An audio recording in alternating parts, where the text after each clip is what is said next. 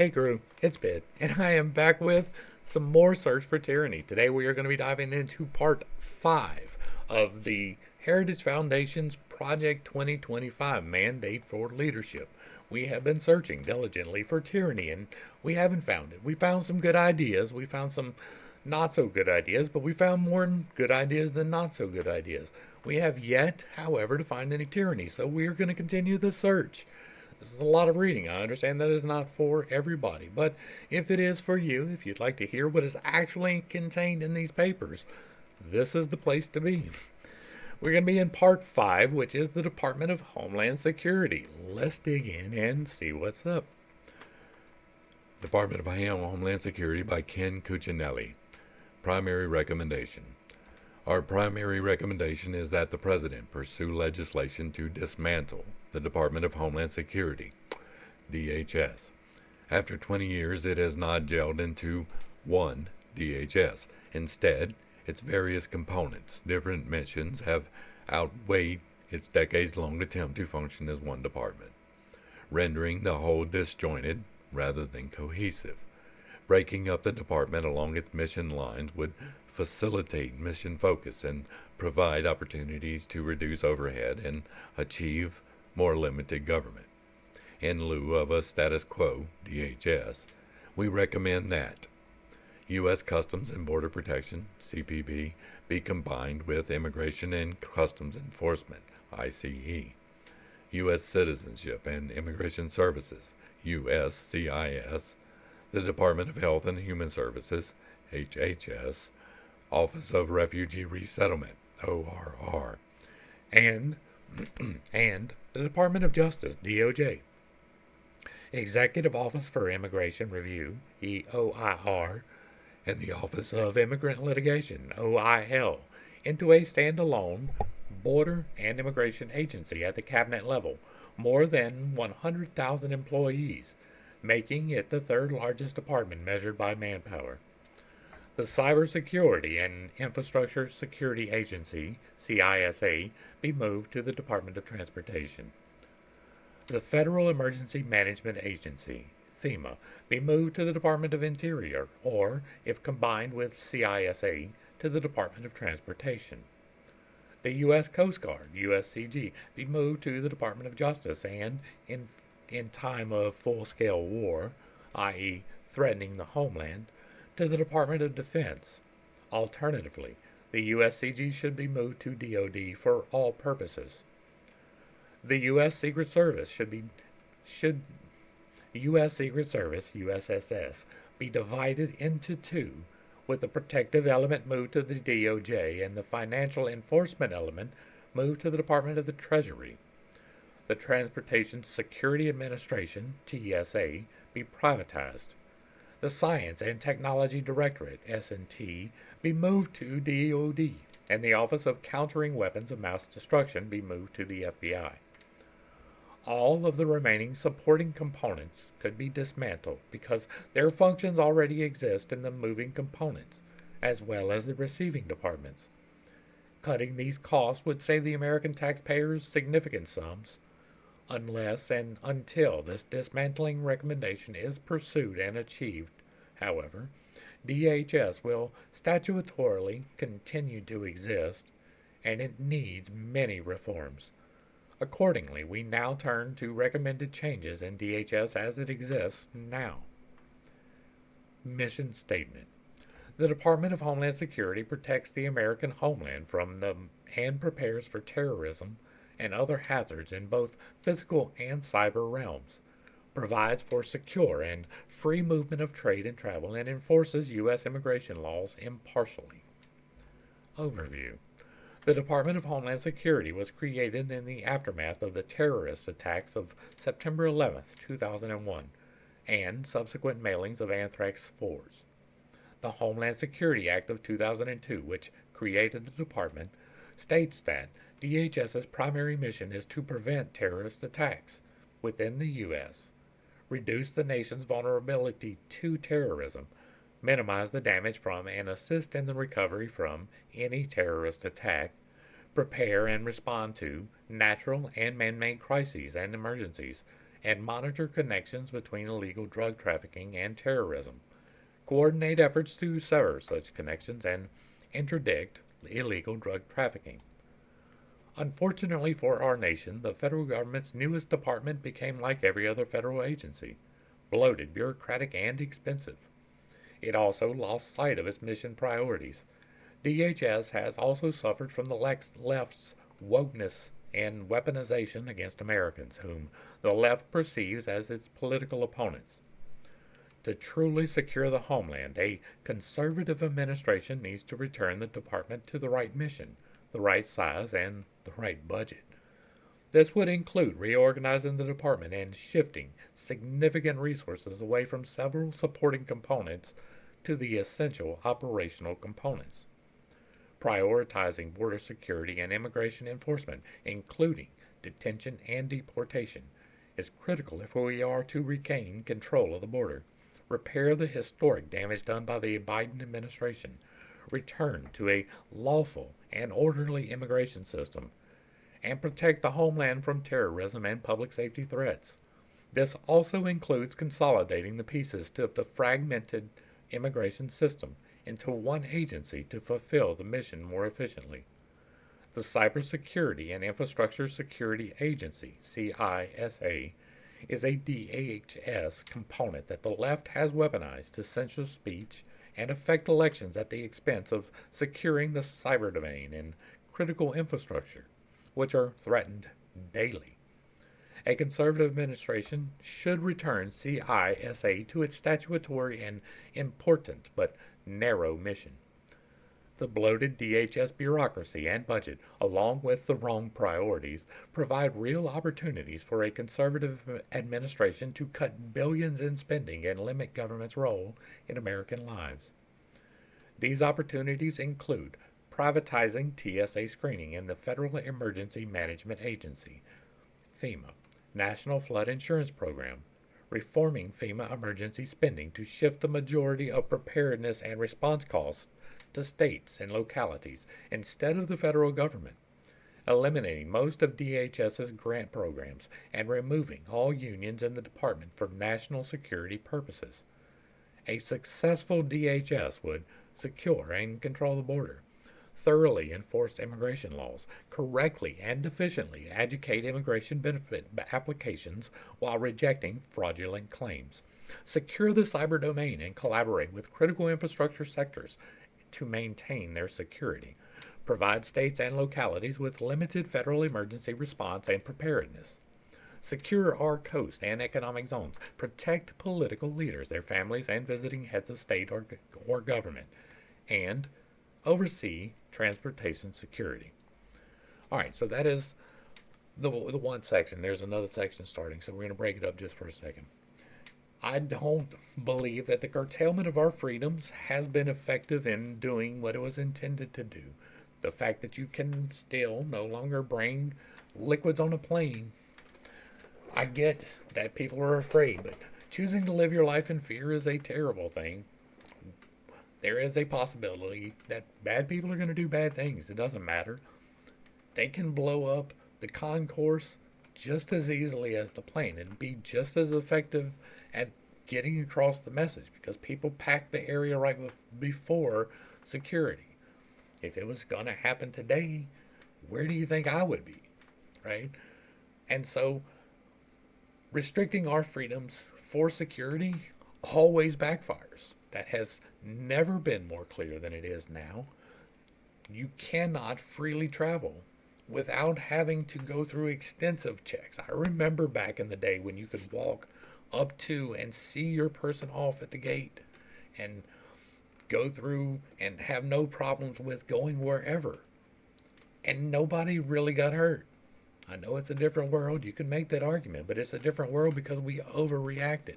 In a lot of ways, we created this negative spin after what happened on 9/11. And I'm going to say one thing on that particular issue, and it should cover all of it. Building 7.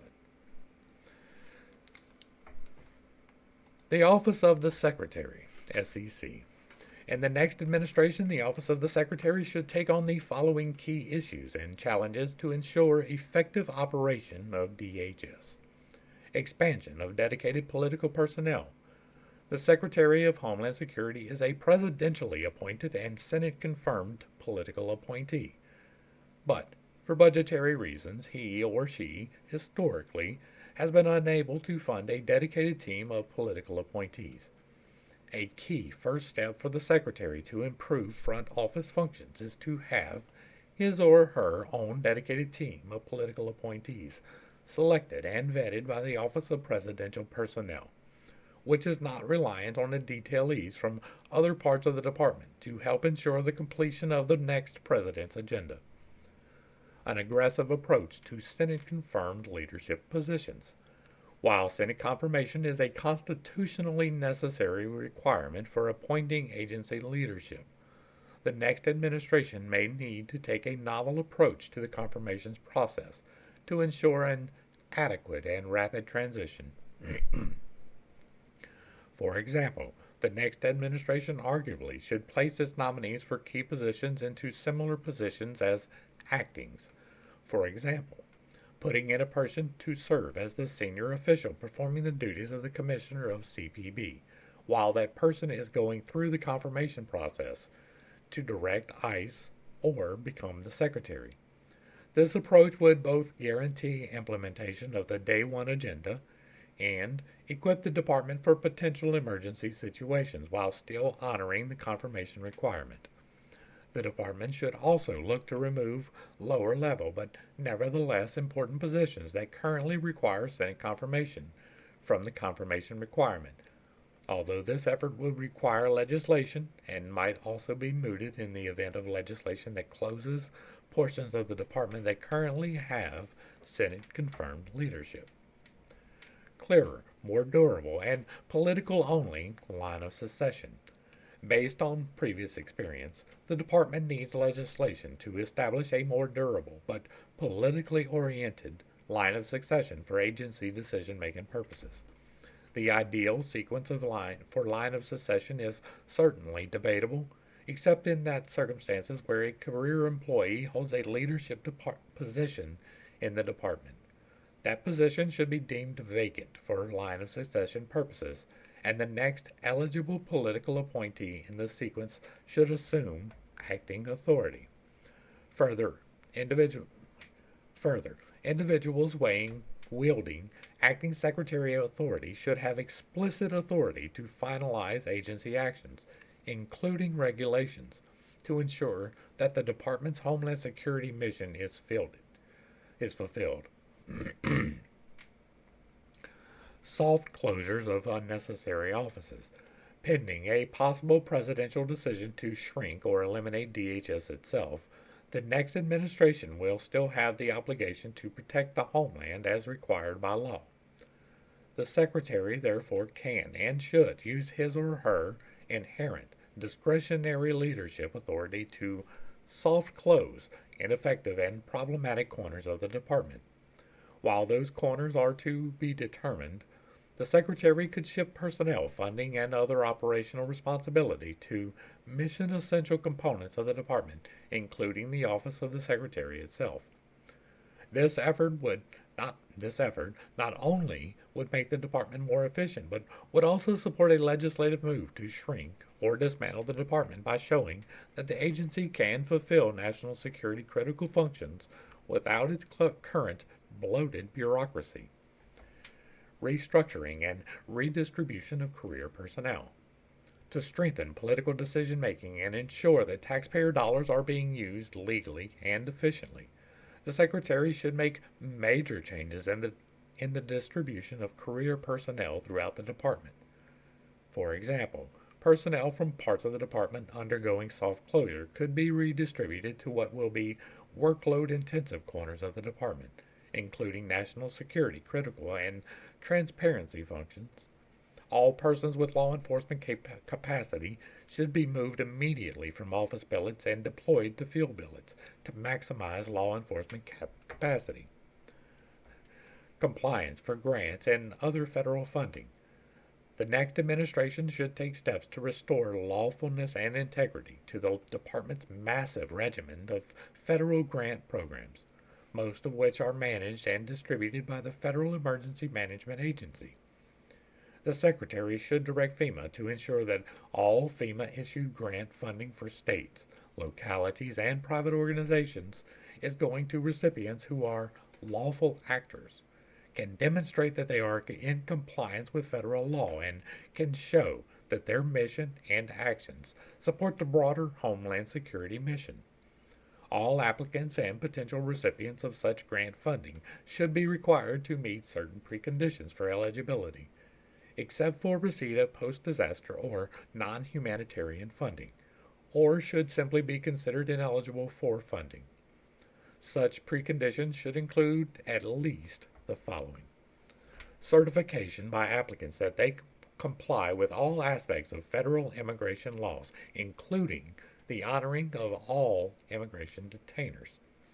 Certification by applicants that they are both registered with E-Verify and using E-Verify in a transparent, non-evasive manner. For states and localities, that would include certification that all components of the government, not just that applicant agency, are registered with and use E-Verify.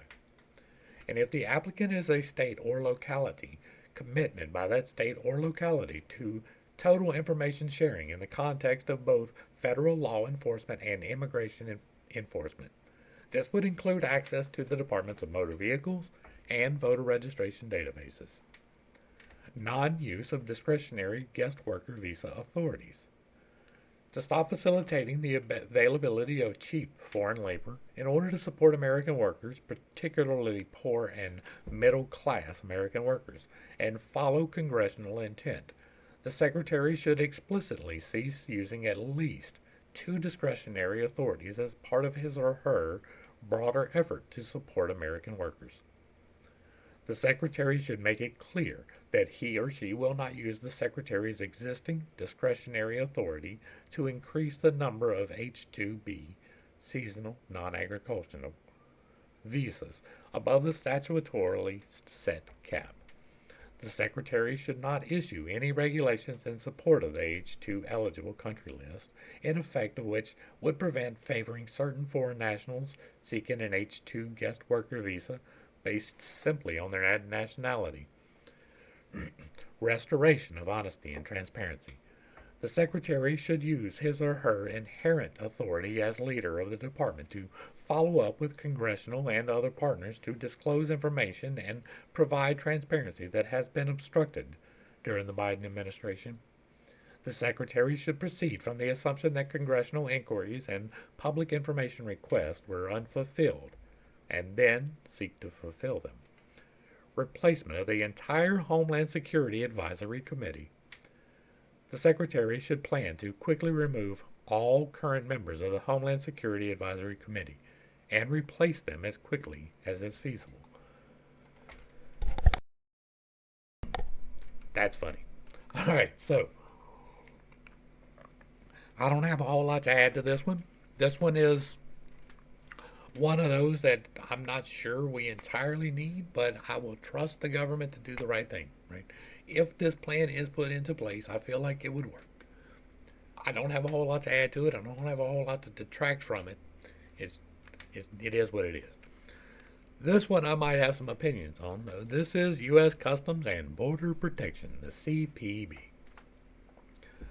If all immigration agencies are not merged, including USCIS and ORR, then an appropriate third alternative would be to consolidate ICE and CPB to form a combined Border Security and Immigration Agency, BSIA.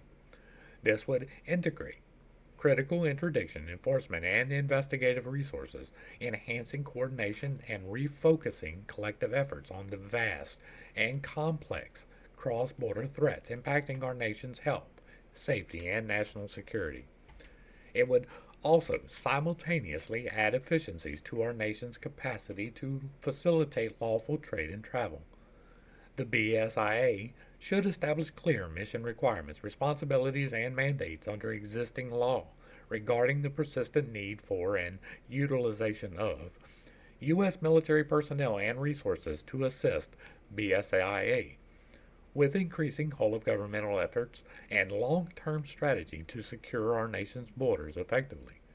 In addition, appropriate elements within the newly created BSIA should be designated as part of the U.S. national security and intelligence community. A conservative administration should eliminate any prohibitive guidance, direction, or mandate from DHS or the administration that curtails or limits CPB from publishing detailed border security and enforcement data, not impacting intelligence, interdiction, and investigative operations methods or sources. DHS should issue a regulation mandating that CPB publish accurate and timely border security data readily available to the public on a regular basis that avoid White House and DHS leadership review and approval. The White House should grant the authority for CPB and DHS executives to utilize component aviation assets under the Office of Air and Marine. CPB and DHS have worldwide missions with personnel and facilities that are deployed across the globe and in every state in the U.S.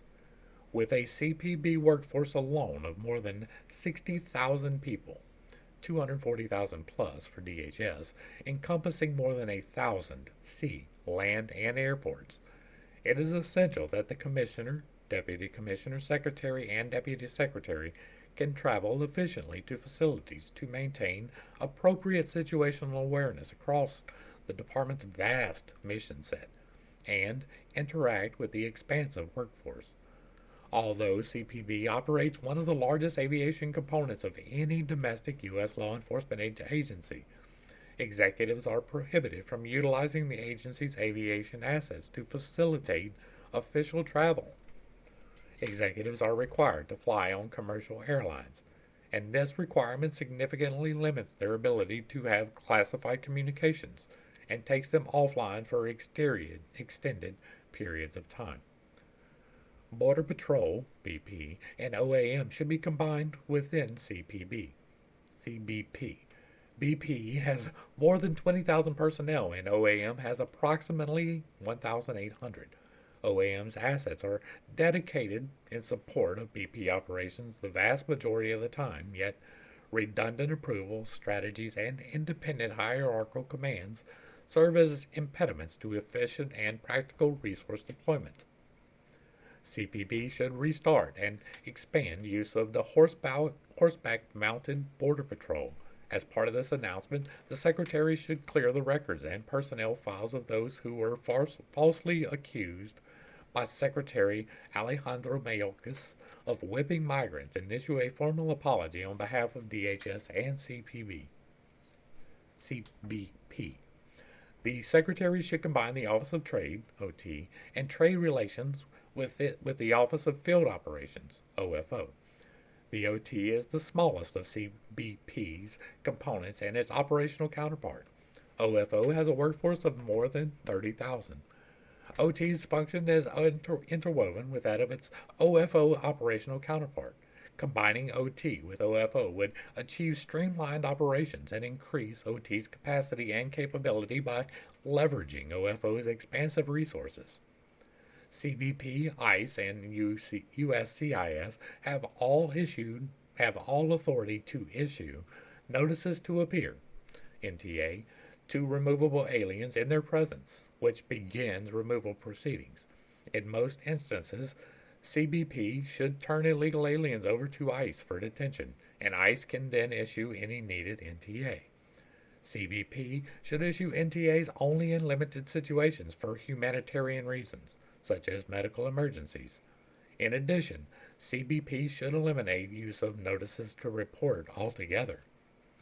CBP's established national standards of transport, escort, detention, and search, TEDS, has been widely interpreted and expanded by lower courts. This has resulted in unrealistic and differing detention standards for CBP facilities based on the jurisdiction within which they fall, negatively impacting operations. ICE has suffered similarly. A single, nationwide detention standard should be codified that prevents individual states from mandating that federal government agencies adhere to widely expansive and ever-changing sets of standards. Such standards should allow the flexibility to use large numbers of temporary facilities such as tents. The annual costs associated with establishing and maintaining temporary facilities to address the flow of illegal migration and associated care, transportation, and processing are prohibitive, and CBP's budget is inadequate. CBP is forced to forego critical mission essential endeavors to fund the additional associated costs. Often, this requires the reprogramming of funding at the DHS level, which has a negative impact on other DHS components operations. This predictable cost that has to be paid from existing CBP and DHS funding levels reduces CBP's operational readiness and ability to accomplish its diverse and critical missions to protect the American people. The next president should request a realistic budget that fully pays for these costs. Increased funding is needed for BP to hire additional support personnel, which would relieve uniformed BP agents from administrative duties associated with processing aliens and allow them to return to their national security missions. Congress should increase funding for facility upgrades at strategic land ports of entries, including expanding state-of-art technology such as non-intrusive inspection equipment. Today, the cartels exploit the aging facilities and lack the adequate technology to smuggle illegal drugs, contraband, and more successfully through our nation's POEs. We absolutely need to firm up our border. There is zero doubt about that. I am all for immigration. I want people to immigrate here from everywhere legally, right? I want them to have a plan before they get here of what they're going to do once they're here. I understand the exceptions that need to be made for people fleeing active war and persecution, right? Those are real things. I understand that. But port of entry, there is a reason for them. I think that we should pull back our troops from being the police overseas and put them on our borders to reinforce these guys. I 100%, again, I want people to immigrate here legally. Our diversity really is a strength. The fact that we have so many different viewpoints and we can still live relatively peacefully is a wondrous thing in history, something that has not happened ever anywhere else. And I love that. But it has to be legally. We have to put an end to the slave trade going across the border, even if we're not going to worry about the drugs. We have to stop that.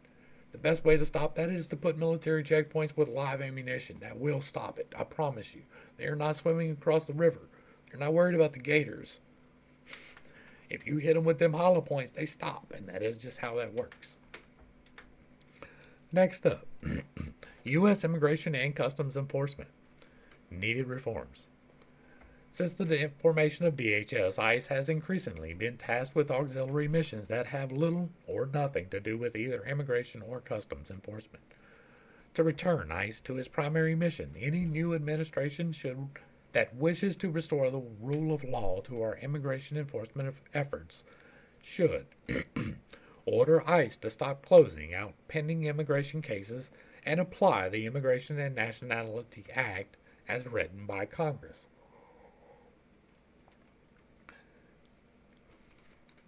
This right here should not need to be written anywhere. If Congress has clearly defined rules and regulations, they should be followed. That is how our system works. The president does not get to overwrite them. The Biden administration closed out tens of thousands of immigration cases that had already been prepared and were slated for expedited removal processing or hearings before the U.S. Immigration Court. This misguided action constituted an egregious example of lawlessness that allowed thousands of illegal aliens and other immigration violators to go free in the United States. Direct ICE to stop ignoring criminal aliens identified through the 287G program. Ultimately, Congress should prevent ICE from ignoring criminal aliens identified by local law enforcement agencies that are partners in the 287G program. However, before congressional action, ICE should be directed to take custody of all aliens with records for felonies, crimes of violence, DUIs, previous removals, and any other crime that is considered a national security or public safety threat, as defined under current laws. Eliminate T and U visas. Victimization should not be a basis for an immigration benefit. If an alien who was trafficked or crime victim is actively and significantly cooperating with law enforcement as a witness, the S visa is already available and should be used. Pending elimination of the T and U visas, the Secretary should significantly restrict eligibility for each visa to prevent fraud. Issue clear guidance regarding detention and bond for aliens. Thousands of illegal aliens are allowed to bond out of immigration detention only to disappear into the interior of the United States, where many commit crimes and many others disappear, never to be heard from again. This occurs primarily because of poorly worded bond regulations, contradictory bond policy memoranda, and poor practices for managing released aliens and the Alternatives to Detention program, which requires significant reform. Prioritize national security in the Student and Exchange Visitor Program, SEVP. ICE should end its current cozy deference to educational institutions and remove security risks from the program. This requires working with the Department of State to eliminate or significantly reduce the number of visas issued to foreign students from enemy nations. Most of the foregoing can be accomplished rapidly and effectively through executive action that is both lawful and appropriate. Additionally, ICE should clarify who is responsible for enforcing its criminal and civil authorities.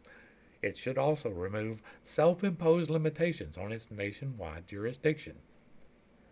Homeland Security Investigations, HSI, special agents in the 1811 series should enforce Title 8 and 18 crimes as the biggest part of their portfolio.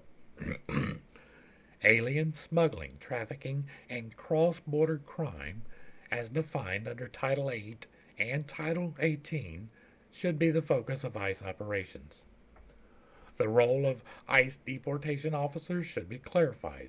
ICE Enforcement and Removal Operations, ERO, should be identified as being primarily responsible for enforcing civil immigration regulations, including the civil arrest, detention, and removal of immigration violators anywhere in the United States without warrant where appropriate, subject only to the civil warrant requirements of the INA where appropriate. All ICE memoranda identifying sensitive zones where ICE personnel are prohibited from operating should be rescinded. Rely on the good judgment of officers in the field to avoid inappropriate situations. To maximize the efficient use of its resources, ICE should make full use of existing expedited removal authorities. The agency has limited the use of ER to eligible aliens apprehended within 100 miles of the border. This is not a statutory requirement. New policies. U.S. national security and public safety interests would be well served if ICE were combined with CBP, and USCIS as mentioned above. Additionally, ICE, HSI, along with CBP, should be full participants in the intelligence community. The use of Blackie's warrants should be operationalized within ICE. These civil search warrants are commonly used for worksite enforcement when agents have probable cause that illegal aliens are employed at a business. This would streamline investigations. Safeguarding Americans will require not just securing the border, but continuous vetting and investigation of many aliens who exploited President Biden's open border for potentially nefarious purposes, including some Afghan evacuees sent directly to the U.S. during America's disastrous withdrawal from Afghanistan. Budget. Congress should mandate and fund additional bed space for alien detainees. ICE should be funded for significant increase in detention space, raising the daily available number of beds to 100,000.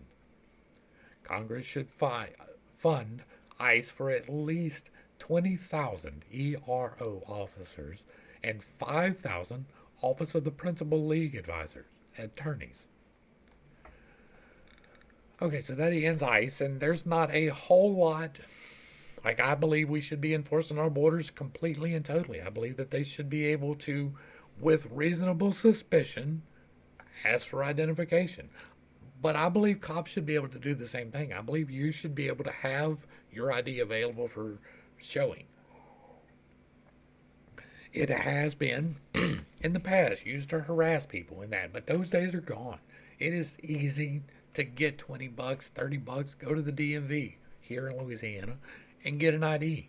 You don't even have to have a driver's license. You go in with your birth certificate, your social security card, and some mail. They give you an ID that says where you live and who you are. It is ridiculously simple. You should be able to do that. It is a reasonable expectation. And if you get stopped for any reason, you should present that. There is no reason why you should not identify yourself. If you are a legally operating citizen, I'm not saying you have to confess to any guilt. I'm not saying you have to accept any tickets. I know some people get spun up behind that, but you should identify yourself. It is stupid not to identify yourself. Do you want security in your country? Like, you see these cops pull up to people and they're like, I live here. Why are you harassing me? Because the neighbor called. Show them your ID. Prove you live here. And they'll leave you the fuck alone. So I think that they should be able to stop and ask you, hey, let me see your ID. And if you're a citizen, you hand them your driver's license or your state ID. And they're like, all right, cool, bet. And if you're not, you don't have the ID, then you're up for further detention. Simple as that. It's not a hard requirement. Nobody leaves the house without their phones. You can bring your ID with you. U.S. Citizenship and Immigration Services, USCIS. The United U.S. Citizenship and Immigration Services, USCIS, is the agency tasked with administering the legal immigration and certain temporary visa programs. Needed reforms. Since January of 2021, USCIS's priorities have been misaligned, and this has transformed it into an open borders agency, ignoring the critical role that it plays in national security, public safety, and safeguarding the integrity of our immigration system. USCIS should be returned to operating as a screening and vetting agency. Regulatory efforts have focused on easing asylum eligibility in a manner that is guaranteed to exasperate asylum fraud as people surge at the border. Emphasis has also been placed on removing legal barriers to immigration, such as the use of public benefits.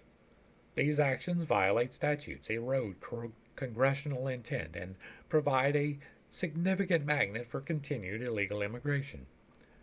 Additionally, USCIS resources have been misappropriated to focus more on creating and expanding large-scale parole and temporary status programs that violate the law and are otherwise contrary to congressional intent, instead of focusing on a more secure and efficient process for those who are seeking benefits. The ever-increasing number of applications filed has made it difficult to vet applications adequately for eligibility, fraud, and specific national security and public safety problems. The Fraud Detection and National Security Directorate is currently a small directorate with assigned officers reporting through the chain of command in the field, and this has led to stovepiping, lack of coordination in national policy, and inconsistencies throughout the agency. To prioritize vetting and fraud detection, FDNS should undergo a structural shift focused on direct reporting from the field to headquarters, reclassification of leadership, and FDNS directives taking precedence over those of other component entities. Correcting the current misalignment of agent priorities and resources should begin with this primary shift in focus to vetting and fraud detection. These actions would reform the agency, returning it to its screening and vetting missions and protecting the homeland. Other structural changes should include re-implementation of the USCIS Denaturalization Unit, an effort to maintain integrity in the system by identifying and prosecuting criminal and civil denaturalization cases.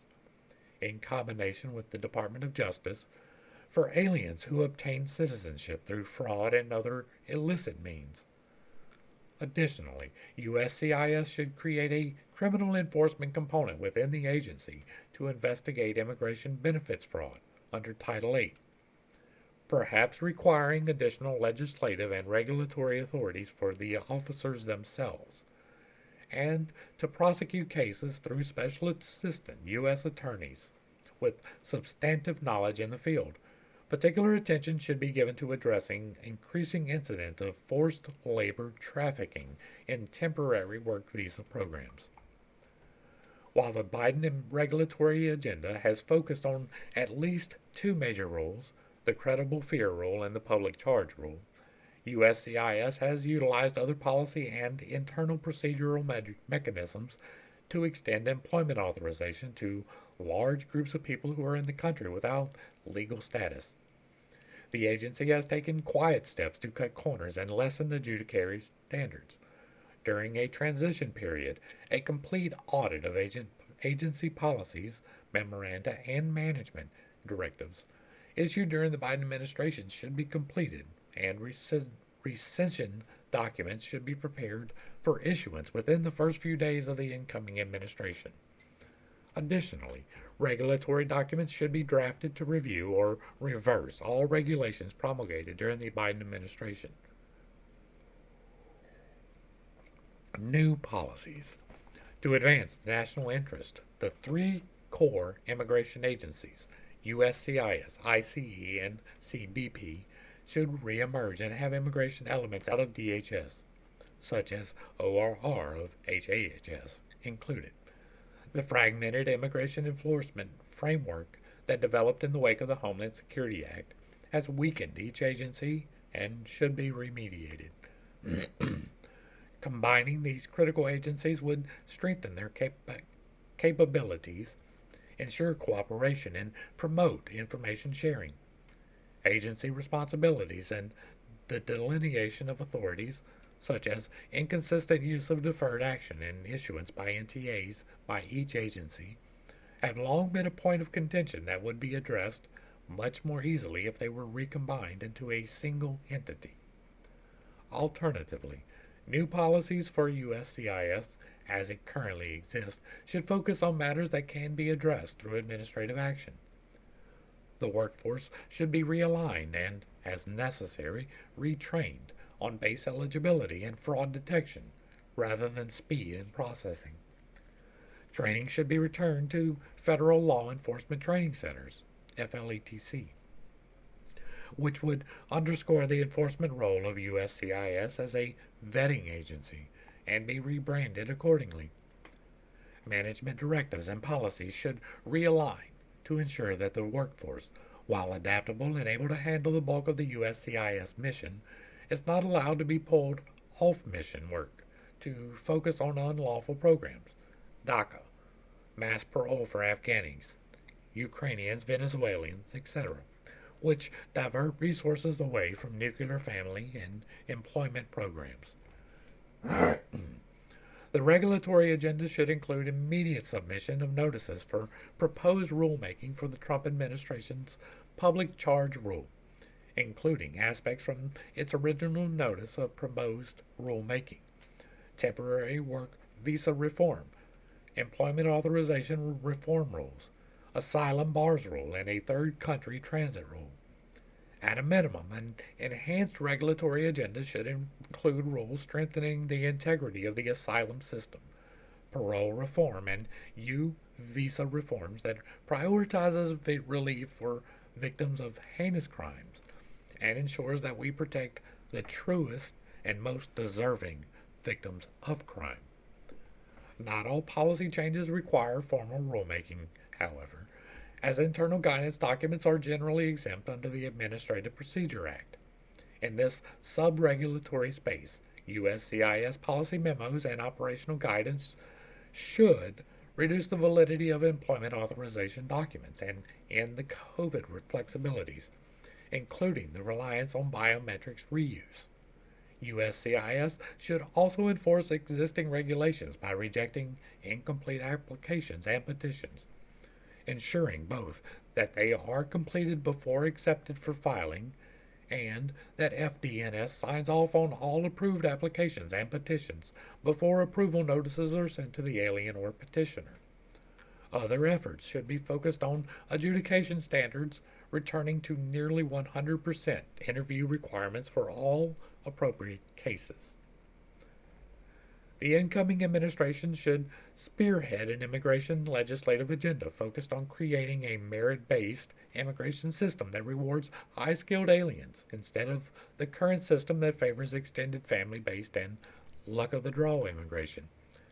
To that end, the diversity visa lottery should be repealed. Chain migration should be ended while focusing on the nuclear family, and the existing employment visa program should be replaced with a system to award visas only to the best and brightest. Internal efforts to limit employment authorization should be matched by congressional action to narrow statutory eligibility to work in the United States and mitigate unfair employment competition for U.S. citizens. The oft-abused H-1B program would be transformed into an elite program through which employers are vying to bring in only the top foreign workers of the highest wages so as not to depress American opportunities. Additionally, Congress should improve the integrity of the temporary work visa programs, repeal temporary protected status designations, permanently authorize and make mandatory E-Verify, and end parole abuse by legislating specific parole standards. USCIS should make it clear that where no court jurisdiction exists, it will not honor court decisions that seek to undermine regulatory and sub-regulatory efforts. Finally, USCIS still requires access to all relevant national security and law enforcement databases in the same vein as any other agency in the intelligence space. This is a key concept that should be addressed as USCIS is returned to functioning primarily as a vetting agency. Budget. USCIS is primarily fee-funded, operating on revenue derived by those who are seeking immigration benefits, work permits, and naturalization. The total agency budget requested for fiscal year 2023, including both fees and small appropriation, is slightly less than $6 billion. The bulk of funds are derived from application fees through the Immigrant Examinations Fee Account. As a general principle, adjudication of applications and petitions should be paid by applicants, not American taxpayers. It is critical that any changes in the budget, even in the wake of a realigned agency, combined with ICE and CBP, should retain a fee-funded model. Given the Obama and Biden's administration's lack of will, fees should be increased agency-wide to keep in step with inflation and the true cost of the adjudications. The incoming administration should immediately submit a fee rule that reflects such an increase. Aside from an increase in all fees, the rule should drastically limit the availability for fee waivers and should implement a fee for asylum applications. Additionally, Congress should allow for 10% across-the-board increase in all fees and for all fee rules to account for the fact that new fee rules always lag behind budget requirements. USCIS should strive to increase into opportunities for premium processing, a benefit by which applicants can expedite their processing times. While this places time burdens on adjudicators, it provides an opportunity for a significant influx of money into the agency, which is not currently available. While simply raising fees to the necessary levels to make the agency run efficiently would be preferable without the need for expanded premium processing, this short-term measure should be utilized, particularly if longer-term fee rules are unsuccessful, at least until USCIS is caught up in all case backlogs. All applicants rejected for any benefit or status adjudication should be required to leave the U.S. immediately. Ordinary processes can resume once all case backlogs have been adjudicated. Finally, USCIS should pause the intake of applications in a benefit category when backlogs in that category become excessive. Once USCIS adjudicators can decrease the caseload to a manageable number, application intake should be resumed.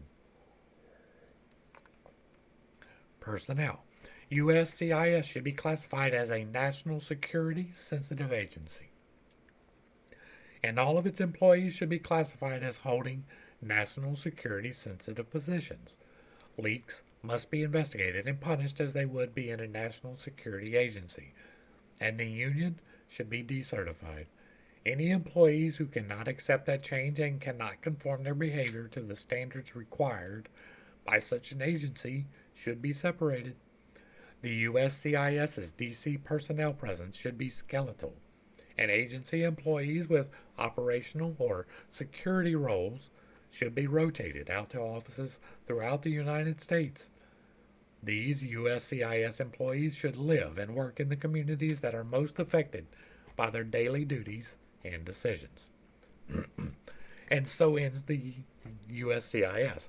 And again, there's not a whole lot for me to add to this one. This is another one that I'm going to take on faith that they are doing the right thing, right?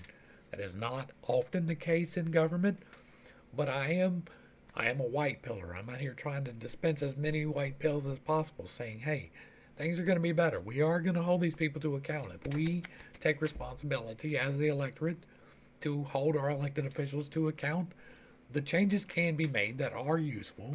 There are things that the government is supposed to do and does well, just not many of them. And so we should definitely support the ones that we can and cut out the ones that we don't need. Necessary border and immigration, statutory, regulatory, and administrative changes.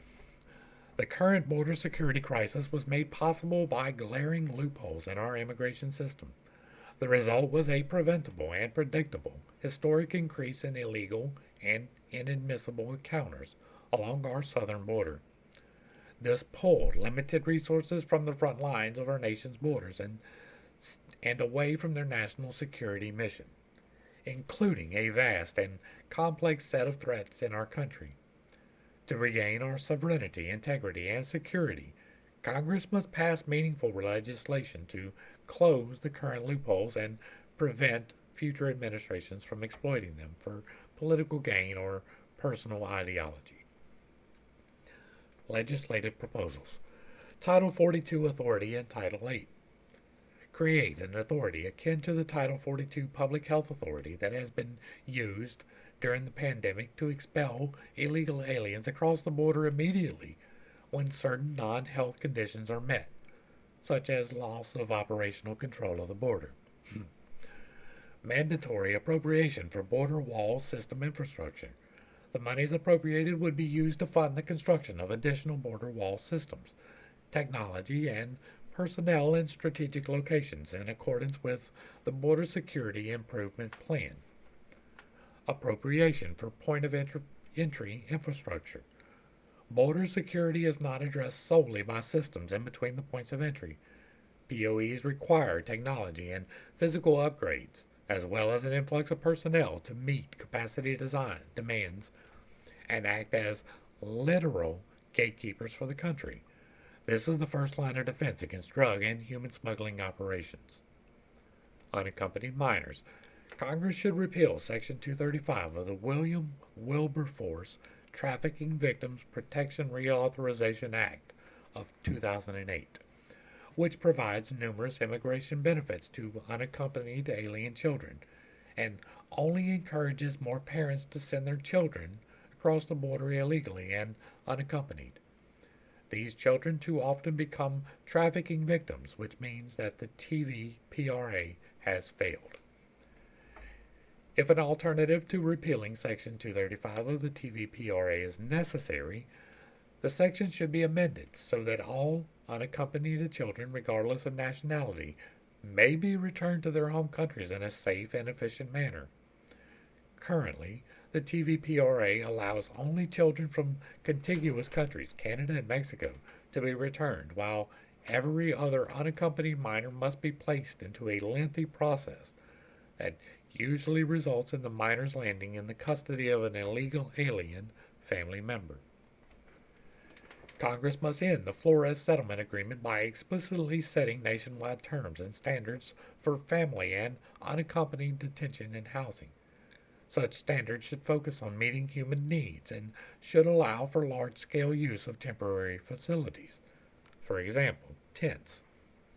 Congress should amend the Homeland Security Act and portions of the TVPRA to move detention of alien children expressly from the Department of Health and Human Services to DHS. Asylum reform. The standard for a credible fear of prosecution should be raised and aligned to the standard for asylum. It should also account specifically for credibility determinations that are a key element of the asylum claim. Codify former asylum bars and third country transit rules.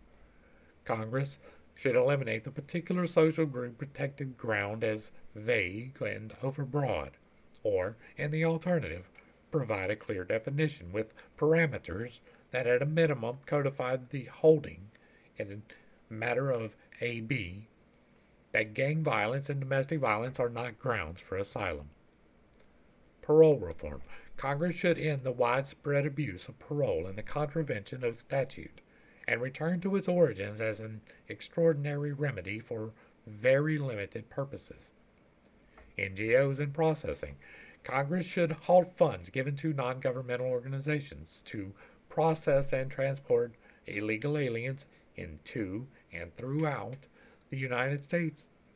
Such funds and infrastructure, including the DHS Joint Processing Centers, should be redirected to secure the border, detain aliens, and provide space for immigration court proceedings. Other pathways for border crossers. While Congress should use its oversight authority to ensure that expedited removal is used to the fullest extent and followed to the letter of the law, other paths for border crossers should be included in the legislative package. Migrant protection protocols. Update the statutory language providing the basis for the Remain in Mexico program as needed to withstand judicial scrutiny and executive inaction. Asylum cooperative agreements. While the agreements themselves must be negotiated, Congress should mandate that the executive branch work faithfully to negotiate and execute ACAs and set parameters to ensure that an unwilling executive cannot renege on an existing agreement or abandon the effort. Other expedited pathways. Congress should explicitly permit programs akin to the Prompt Asylum Claim Review (PACR) and Humanitarian Asylum Review Process (HARP) programs. Employment authorization. Congress should reassert control of employment authorization, which is subject to rampant regulatory abuse, and limit it to certain categories of illegal immigrants and non-immigrants. Congress should also permanently authorize E-Verify and make it mandatory. State and law enforcement. Congress should unequivocally authorize state and local law enforcement to participate in immigration and border security actions in compliance with Arizona v. USA, United States. Congress should require compliance with Immigration detainers to the maximum extent consistent with the 10th Amendment and set financial disincentives for jurisdictions that implement either official or unofficial sanctuary policies. Prosecutorial discretion. Congress should restrict the authority for prosecutorial discretion to eliminate it as a catch-all excuse for limiting immigration enforcement. Mandatory detention. Congress should eliminate ambiguous discretionary language in Title 8 that aliens may be detained and clarify that aliens shall be detained. This language, which contrasted with other shall detain language in statute, creates unhelpful ambiguity and allows the executive branch to ignore the will of Congress. Regulations. Withdraw Biden administration regulations and reissue new regulations in the following areas. Credible fear asylum jurisdiction for border crossers, public charge. T visa and U visa reform. Unless and until T and U visas are repealed, each program needs to be reformed to ensure that only legitimate victims of trafficking and crimes who are actively providing significant material assistance to law enforcement are eligible for spots in the queue. Repeal DPS designations. H-1B reform. Transform the program into an elite mechanism exclusively to bring in the best and brightest at the highest wages, while simultaneously ensuring that U.S. workers are not being disadvantaged by the program. The H-1B is a means only to supplement the U.S. economy and to keep companies competitive, not to depress U.S. labor markets artificially in certain industries. Employment authorization, along with the legislative proposal, take regulatory action to limit the classes of aliens eligible for work authorization. Executive orders, pathways for border crossers, direct the Department of State and Department of Homeland Security to reinstate asylum cooperative agreements with Northern Triangle countries immediately. Recommence negotiations with Mexico to fully implement the Remain in Mexico protocols. Reinstate, to the extent possible, expedited pathways with full, credible fear immigration court processes. Prohibit the use of notices to report or the use of any funds for travel into the interior of the United States and government flights or transportation for aliens. Mandate that ICE use all detention space in full compliance with Section 235 of the INA. Issue weekly reports on detention capacity and provide authority for low-level temporary capacity, for example tents, once permanent space is full. Eliminate the use of ATD for border crossers except in rare cases and only with the explicit authority of the Secretary. Prohibit the use of parole except in matters that are certified by the Secretary of Homeland Security as requiring action for humanitarian or significant public benefit reasons, and prohibit the use of parole in any categorical circumstance. Enforcement. Restrict prosecutorial discretion to eliminate it as a catch-all excuse for limiting immigration enforcement. Mandate the use of E-Verify for anyone doing business with the government. Designate USCIS as intelligence community adjacent, ensuring that it has access to national security and law enforcement databases. Rescind all memoranda limiting enforcement of immigration laws, including those identifying sensitive zones. End ICE's widespread use of termination and administrative closure of cases in immigration court. Averting or curtailing a mass migration event.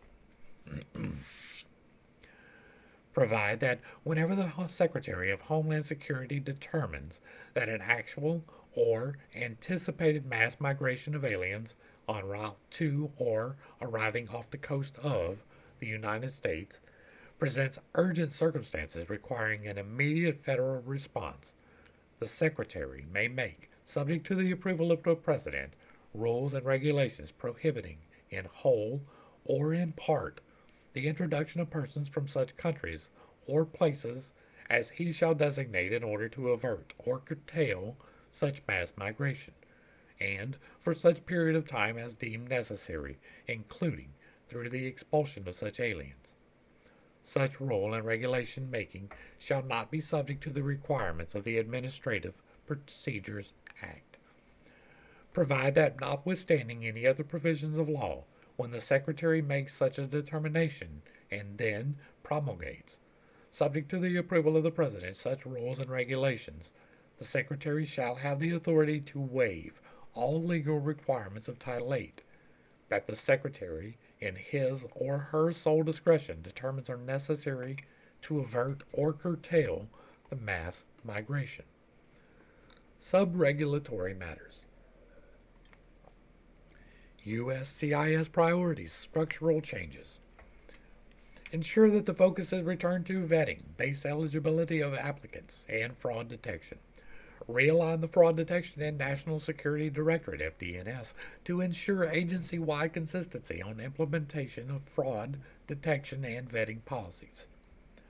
Review and repeal any internal agency memo that is inconsistent with the priorities described in the chapter. 287G program. Issue a memo prohibiting any jurisdiction that applies from being denied access to the program unless good cause is shown. Homeland Security investigation priorities. Issue Department Management Directive, the ICE Companion Directive, to refocus HSI on immigration offenses and criminal offenses typically associated with immigration. For example, human trafficking. All criminal investigative work without a clear nexus to the border or otherwise to title aid should be turned over to the appropriate federal agency.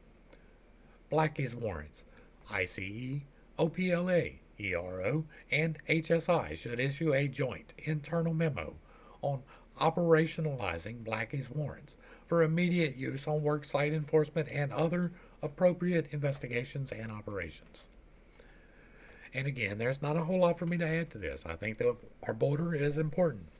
If we don't have a border, we don't have a country. If we don't enforce our laws, we don't have a country. That is just as simple as it can possibly be. We should absolutely be enforcing our laws with vigor, with fairness, with justice, with a blind eye, but with vigor, undoubtedly. Next up, we go to the Federal Emergency Management Agency. And boy, oh boy, needed reforms.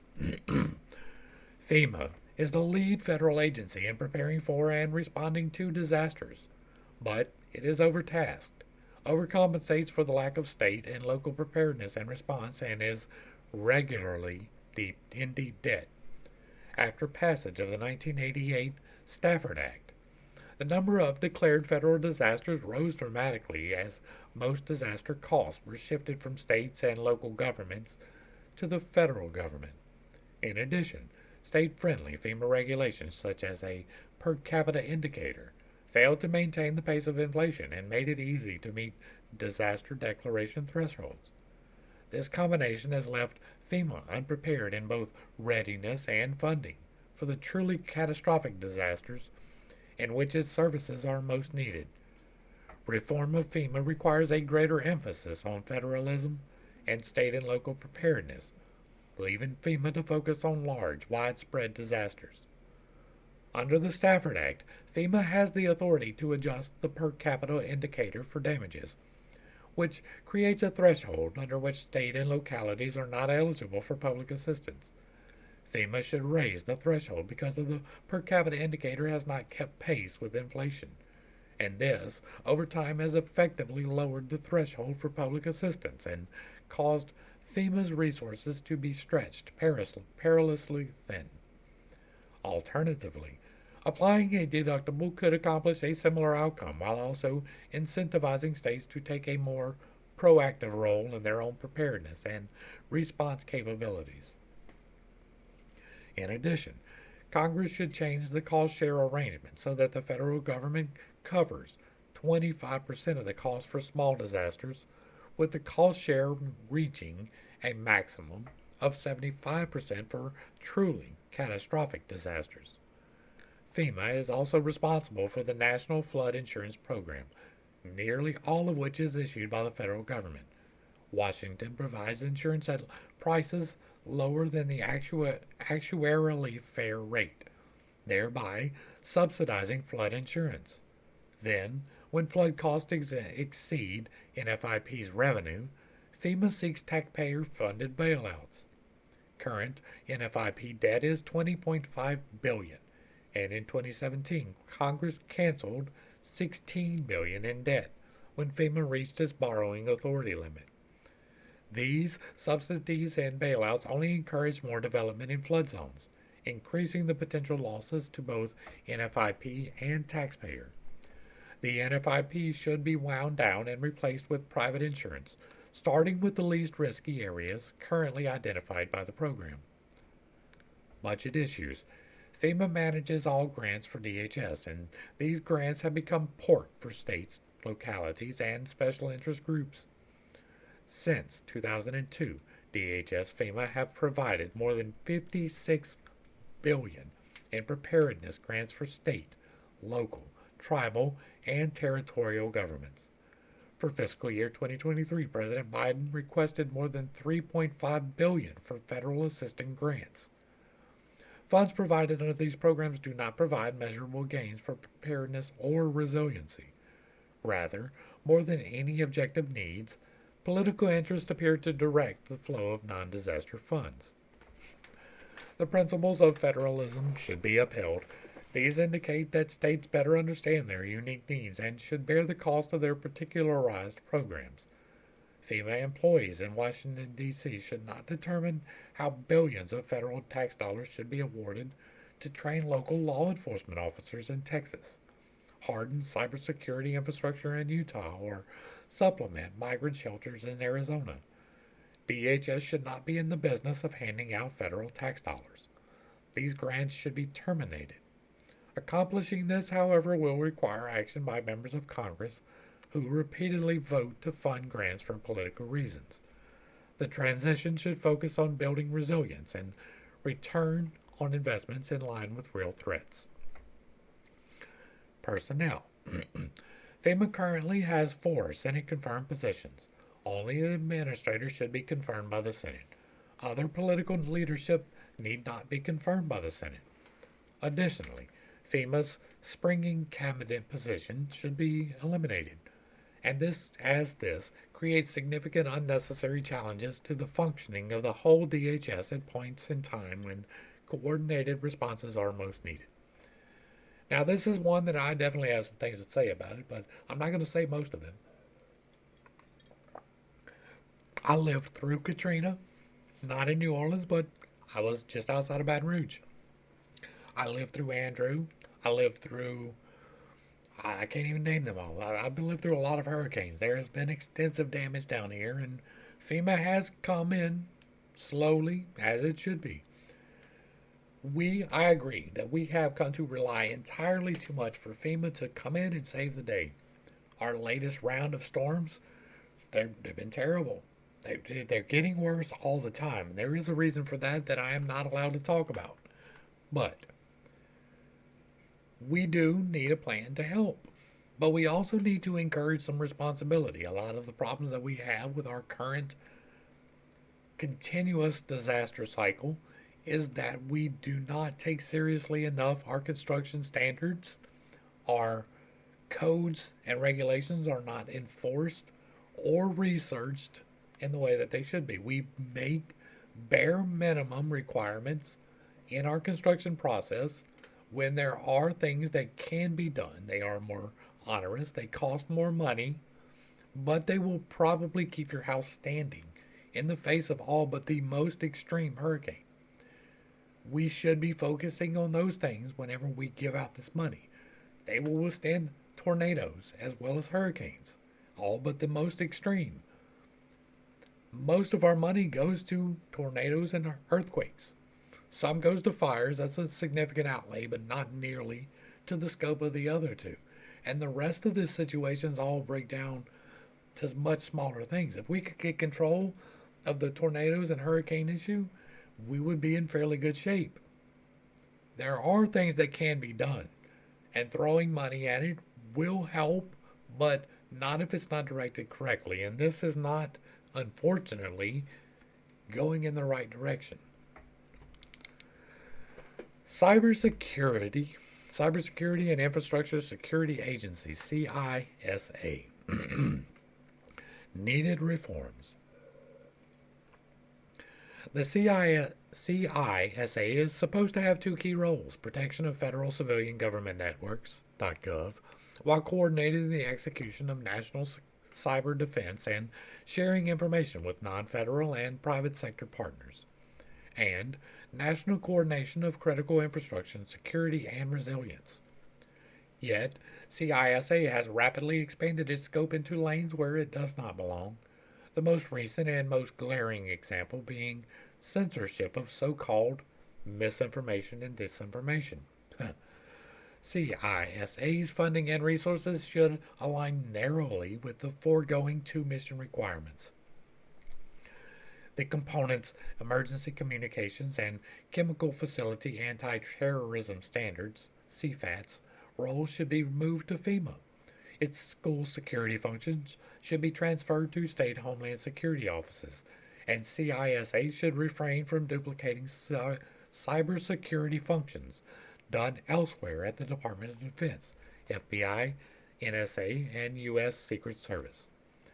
Of the utmost urgency is immediately ending CISA's disinformation efforts. The federal government cannot be the arbiter of truth. CISA began this work because of alleged Russian misinformation in the 2016 election, which, in fact, turned out to be a Clinton campaign dirty trick. The intelligence community, including the NSA or DoD, should counter foreign actors. At the time of this writing, release of the Twitter files has demonstrated that CISA has devolved into an unconstitutional censoring and election engineering apparatus of the political left. In any event, the entirety of the CISA Cybersecurity Advisory Committee should be dismissed on day one. For election security, CISA should help states and localities assess whether they have good cyber hygiene in their hardware and software in preparation for an election, but nothing more. This is of value to smaller localities, particularly by flagging who is attacking their websites. CISA should not be significantly involved closer to an election, nor should it participate in messaging or propaganda. And the fact that they have to put into this mandate for leadership that any governmental agency should be required to follow the Constitution is absolutely ludicrous. The fact that you have to put in here that you should follow the First Amendment of the fucking Constitution as a governmental agency is a little bit ridiculous. The fact that there is a misinformation, disinformation, censorship board is completely ridiculous. We should not tolerate that in any capacity. It is bad enough when these platforms act as private actors. But when they are acting at the direction of the government, that is a significant threat to the Constitution and should be treated as such. Do you know what a direct threat to the Constitution entails? Do you know what the consequences of it is? We have talked about the Constitution. There are prescribed treatments to people who betray that document, who give aid and comfort to our enemies. There is something to do with those people. It is a thing. All right, U.S. Coast Guard. Let's talk about the Puddle Pirates. Back when I was serving, these were part of the Department of Defense. Needed reforms. The U.S. Coast Guard fleet should be sized to the needs of great power competition, specifically focusing efforts and investment on protecting U.S. waters, all while seeking to find, where feasible, more economical ways to perform USCG missions. The scope of the Coast Guard's mission needs to be focused on protecting U.S. resources and interest in its home waters, specifically its exclusive economic zone, 200 miles from shore. USCG's budget should address the growing demand for it to address the increasing threat from the Chinese fishing fleet in home waters, as well as narcotics and migrant flow in the Caribbean and Eastern Pacific. Doing this will require reversing years of shortfalls in shipbuilding, maintenance, and upgrades to shore facilities, as well as seeking more cost-effective ship and facility designs. In wartime, the USCG supports the Navy, but it has a limited capability and capacity to support wartime missions outside of home waters. New policies. The Coast Guard's mission sets should be scaled down to match congressional budgeting in the long term, with any increased funding going to acquisitions based on an updated fleet mix analysis. The current shipbuilding plan is insufficient based on USCG analysis, and necessary numbers of planned offshore patrol cutters and national security cutters are not supported by congressional budgets. The Coast Guard should be required to submit to Congress a long-range shipbuilding plan modeled on the Navy's 30-year shipbuilding plan. Ideally, this should become part of the Navy plan in a new, comprehensive naval long-range shipbuilding plan to ensure better coherency in the service's requirements. outside of home waters and following the Caribbean and its eastern Pacific. The Coast Guard should prioritize limited resources to the nation's expansive Pacific waters to counter growing Chinese influence and encroachment. Expansion of facilities in American Samoa and basing of cutters there is one clear step in this direction and should be accelerated. Looking to free association states, Palau and the Federated States of Micronesia and the Republic of the Marshall Islands for enhanced and persistent presence, assuming adequate congressional funding is another such step. The Secretary of the Navy should convene a naval board to review and reset requirements for the Coast Guard wartime mission support. To inform and validate these updated requirements, the Chief of Naval Operations and the Coast Guard Commandant should execute dedicated annual joint wartime drill focused on USCG's wartime missions in the Pacific. The money for these activities should be allocated from DoD. An interagency maritime coordination office focused on developing and overseeing comprehensive efforts to advance the nation's maritime interest and increase its military and commercial competitiveness should be established. Given the USCG's history of underfunded missions, if the Coast Guard is to continue to maintain the Arctic mission, money to do so adequately will be required over and above current funding levels. Consideration should be given to shifting the Arctic mission to the Navy. Either way, the Arctic mission should be closely coordinated with our Canadian, Danish, and other allies. Personnel. The USCG is facing recruitment challenges similar to those faced by the military services. The administration should stop the messaging on wokeness and diversity and focus instead on attracting the best talent for USCG. Simultaneously, consistent with the Department of Defense, USCG should also make a serious effort to revet any promotions and hiring that occurred on the Biden administration's watch, while also re-onboarding any USCG personnel who were dismissed from service for refusing to take the injection, with time and service credited to such returnees. These two steps could be foundational for any improvements in the recruiting process. I give my coasties a lot of mess, right? I was in the Navy, but they crossed the pond with us when we went on ball tops. They were there with us while we were performing operations overseas. So I give my puddle pirates a whole lot of slack, right? But I'm here for them. They are there doing an honorable thing for our country. They are definitely underfunded. They are definitely understaffed, just like the rest of the military. We do not nearly take care of enough the people who serve us. The U.S. Secret Service. Needed reforms. The U.S. Secret Service must be the world's best protective agency. Currently, the agency is distracted by its dual mission of protection and financial investigations.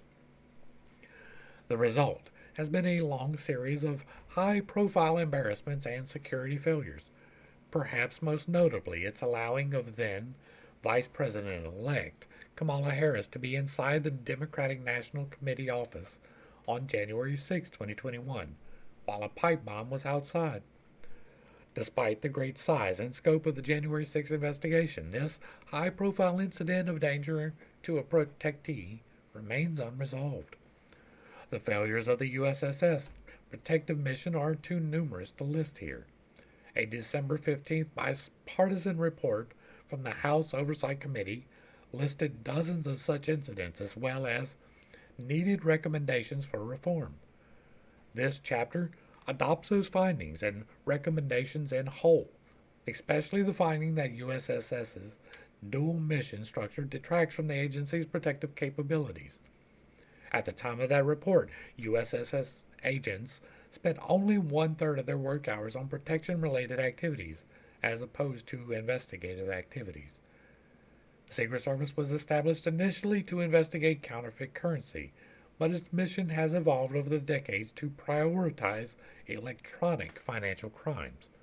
For example, as this chapter was being written, all 15 of the Secret Service's most wanted individuals were wanted for financial crimes, many of them international in nature.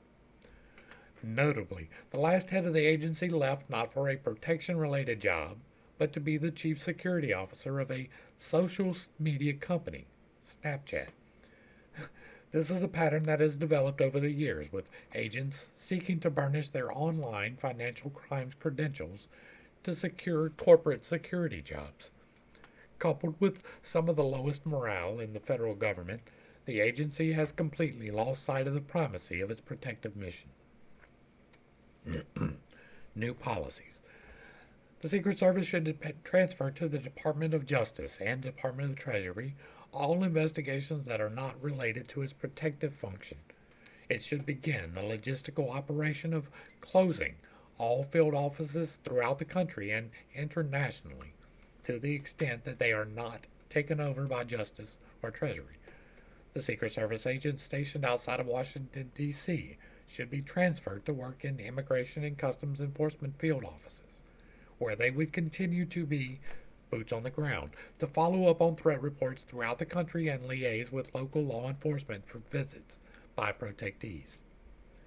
The only investigations not related to the Secret Service's protective function that agents should pursue would be directed by HSI to relate to tracking the financial crimes associated with illegal immigration. This should include tracing remittances, any funds that are used to pay coyotes or the cartels, and payments by businesses to illegal aliens, and all other crimes associated with illegal immigration. Secret Service should keep visitor logs for all facilities where the president works or resides. The Biden administration has evaded such transparency, with President Biden spending a historic amount of time for a president at his Delaware residence. This has left the American people in the dark as to who is influencing the highest levels of their own government. The suggested reforms would result in a significant Secret Service budget reduction, primarily because the agency would relinquish dozens of physical offices throughout the U.S. and internationally. Some amount of savings should be used to fix the personnel problems and for recruitment initiatives aimed at individuals who are inclined to join a protection-focused agency. Personnel. As documented extensively in the above referenced 2015 bipartisan congressional report, low morale and high turnover are key drivers of the USS's problem. With their mission focused on protection, agents would no longer spend the bulk of their time developing unrelated skill sets. Instead, Secret Service agents could hone their protection skills and pursue a protection career path in the agency rather than quickly leaving the Secret Service for high-paying corporate security jobs. The Uniform Division of Secret Service requires a significant staffing increase.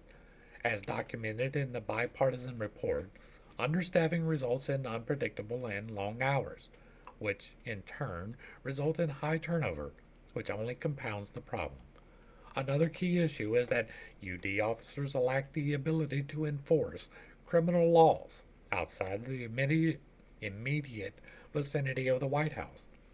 As the District of Columbia is a federal jurisdiction and currently is beholden to the trend of progressive pro-crime policies, UD officers should enforce all applicable laws. The result would be to allow UD officers to gain more law enforcement experience, an attractive credential that would improve morale. And again, we should definitely simplify the government. There should be less overlap in all the departments, and this appears to be the removal of the overlap where it doesn't even really need to be. It makes more sense to take those parts and disperse them to other places and just keep the Secret Service focused on protective details. That absolutely makes sense to me. The TSA, Transportation Security Administration. The TSA model is costly and unwisely makes TSA both the regulator and the regulated organization responsible for screening operations. As part of an effort to shrink federal bureaucracies and bring private sector know-how to government programs, TSA is ripe for reform. The U.S. should look to the Canadian and European private models of providing aviation screening manpower to lower TSA costs while maintaining security. Until it is privatized, TSA should be treated as a national security provider, and its workforce should be deunionized immediately. TSA could privatize the screening functions by expanding current screening partnership programs to all airports. TSA would turn screening operations over to airports that would choose security contractors that met TSA regulations and would oversee and test airports for compliance. Alternatively, it could adopt a Canadian style system, turning over screening operations to new government corporation that contracts screening services to private contractors. Contractors would bid to provide their services to a set of airports in a particular region, likely with around 10 regions nationally. TSA would continue to set security regulations and test airports for compliance, and the new corporation would establish any operating procedures or customer service standards. With either model, the U.S. intelligence function for domestic travel patterns should remain within U.S. government. The federal government could expect to save 15 to 20% from the existing aviation screening budget, but savings could be significantly larger. Service to travelers should also improve. We're going to dive right into Management Directorate, MGMT. The Management Directorate is unnecessarily large because each individual component also contains its own respective management office. Too much overlap and red tape exists between headquarters and components with regard to functions as hiring, information technology, and procurement. Finance is unique, given that HQ needs to address reprogramming and component budgets to roll up into an all-department budget. The Directorate requires intense reform, specifics of which should be further assessed given its expansive nature. Front Office. Immediately place a small team of advisors with a deep understanding of operational management, but who have some experience in government because they will need to understand the nuance of reduction in force appropriation hurdles when dealing with U.S. government reorganization, etc. To sit in the MGMT FO, reporting to the Secretary, ultimately either S1 or S2. Either one of these advisors should understand that U.S. government employment law and be prepared to relocate personnel and downsize offices accordingly. This includes reverting to the original understanding of the function of individuals appointed to the senior executive service, competent managers who can work capably with any subject matter in any location. Over the first few months of the administration, the advisors' roles should be to assess what structural and procedural damage changes are appropriate. They should dissect the current standing management directives and the approval processes in place to implement and or change them. Office of the Chief Human Capital Officer's processes and procedures, hurdles to the Office of Chief Procurement Officer's procurement of innovative technology, and the facilities plan, including the consolidation into the St. Elizabeth's campus. They should also be prepared to help implement any end to unionization of DHS components in response to an executive order pursuant to 5 U.S. Code 7103. Office of the Chief Financial Officer. DHS responsibilities to work with Congress have been split between the Office of Legislative Affairs, OLA, and OCFO. OLA deals with the authorizing committees on policy issues, and OCFO works with the appropriations committees on budget planning, execution, and reprogramming. This split creates communication and visibility issues within DHS and inconsistency in answers to Congress. This is an issue not only with the HQ model, but also throughout the components. Either appropriations personnel should be moved to OLA, and there should be a dotted line reporting structure to OCFO, or a policy that OLA personnel must be included on communications to Congress should be implemented.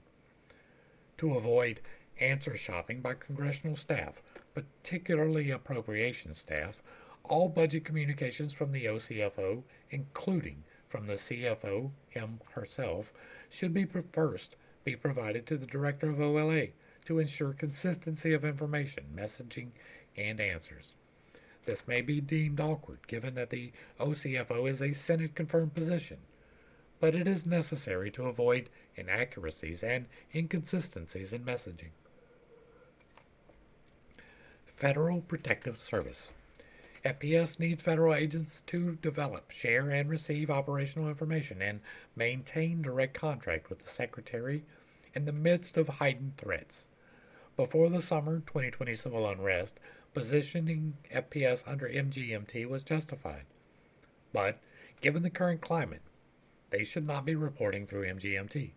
This may be especially problematic if a management directorate under Secretary lacking law enforcement or military experience is in place when a situation like summer of 2020 arises. FPS should report to the Secretary as other components, e.g. FLETC, do. This would add little to the Secretary's current burden unless or until civil unrest arises. At which point, reporting to the Secretary creates a direct line between primary DHS decision makers, S1 or S2, and the FPS Director. Regarding operational communication, there should be information sharing mandates, MOAs, which are applicable under specific circumstances where federal facilities are involved, between FPS and U.S. Marshals, U.S. Park Police, and FBI. Agreements with the U.S. Capitol Police and Supreme Court Police should also be considered, but it is noteworthy that these entities are jurisdictionally outside of the executive branch.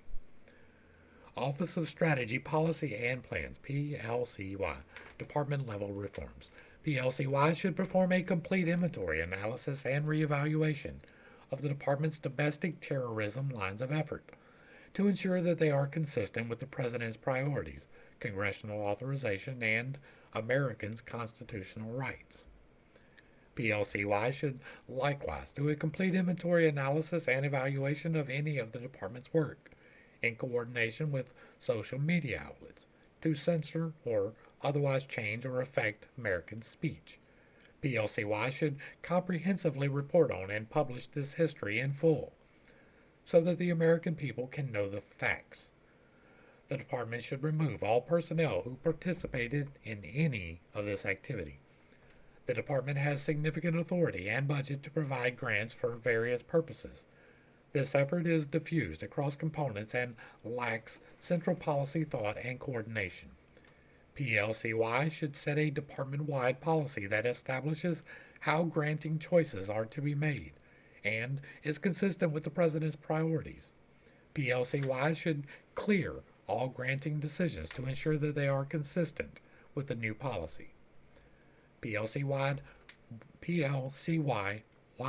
reforms. PLCY should work with Congress to streamline the Department's reporting requirements because there has not been a departmental reauthorization bill, and these requirements have been added piecemeal over 2 decades.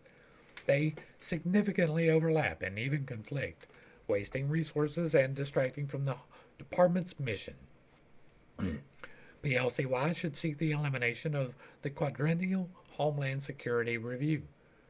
Issue area reforms. PLCY should bolster its immigration statistics program and make it the one-stop shop for the timely production of all Department immigration statistics and analysis.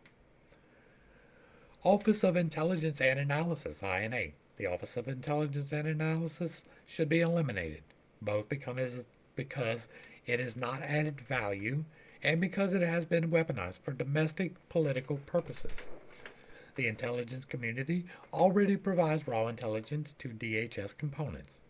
In addition, the FBI, National Counterterrorism Center, and other agencies, where necessary, already provide holistic threat assessment products to federal, state, local, tribal, and territorial governments, as well as to private sector entities at both the classified and unclassified levels where appropriate.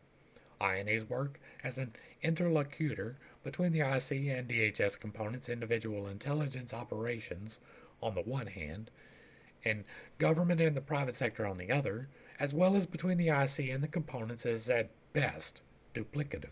At worst, it is used and discussed in the media as a political tool, resulting in more harm than good to the U.S. government and IC writ large. The Cybersecurity and Infrastructure Security Agency, which is not a member of the IC, should create cyber intelligence products in a collaborative fashion with the National Security Agency and the U.S. Cyber Command. Such efforts would lead to a timelier, usable, classified and unclassified products for stakeholders that exceed the quality and capability of INA's efforts. The same principle applies to other components as well, CBP, TSA, etc.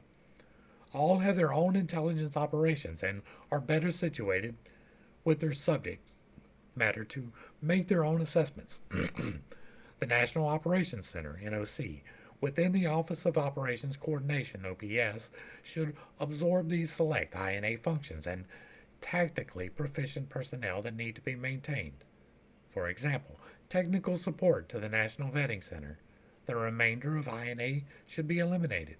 The OPS entity should maintain IC status, and only the intelligence mission should be to provide and the only intelligence missions set should be to provide situational awareness and the dissemination of operational information, or raw intelligence, no analysis or products, at classified and unclassified levels to executive leadership across the department, not outside of DHS.